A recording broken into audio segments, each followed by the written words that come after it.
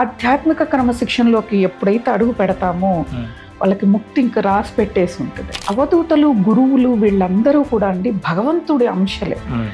ఆ గ్రంథాన్ని గౌరవించి మనం చదివేది మనసు పెట్టి చదవాలి. ఇప్పుడు ఏమైందంటే మరీ ఈ 20 ఏళ్ల నుంచి సెల్ ఫోన్ వచ్చాక దుర్భరంగా మారినాయి అందరి జీవితాలు. మీరు భగవంతుని ఎక్కడ నమ్మారు, శరణు ఎక్కడ వేడారు, భగవంతుడికి వదిలేసిన తర్వాత నువ్వు బాధపడకూడదు. ఆవిడ దగ్గర ఆవిడ కాళ్ళు చేతులు వేసి పడుకున్న నేను ఈరోజు ఆ ప్రాణం పోగానే శరీరం దుర్వాసన వస్తుంది అని చెప్పి నేను దూరంగా వచ్చి నిలబడ్డా. ఇంతే కదా మన జీవితాలన్న ఒక సత్యం నాకు ఒకటి తట్టింది. అప్పుడు గబగబా వచ్చేసి ట్రావెల్స్ వాడు పిలుస్తున్నాడు, వెళ్ళిపోతారు వాళ్ళని గబగబా వస్తే ఆ క్షేత్రంలో ఉన్న ఆ భగవత్ శక్తిని ఎప్పుడు తీసుకుంటాం మనం?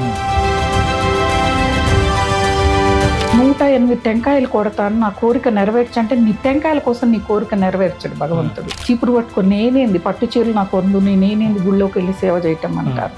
అది కాదు, నువ్వు పట్టు చీర కట్టుకొని సేవ చేయి, నువ్వు గొప్పదాన్ని అవుతావు. మనం ఏం చేస్తామంటే గంగలో మునిగితే పాపాలు పోతాయి నేను చెప్తాను, కానీ తిరిగి వచ్చాక మనము ఏ పాపం చేస్తామో పోయిన పాపాలన్నీ తిరిగి వస్తాయి.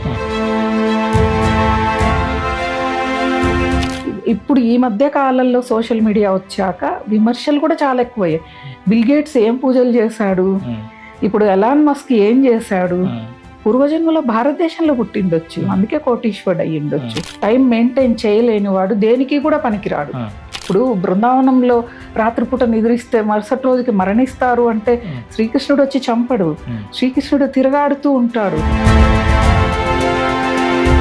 ఇప్పుడు ఒక ఇంట్లో ఒక కష్టం వచ్చింది, వచ్చింది నీ ఇంట్లోకి, వాళ్ళ ఇంట్లోంచి వచ్చి నీ ఇంట్లో కూర్చుంటుంది. ఆ విషయం తెలుసుకోవాలి అందరూ కూడా.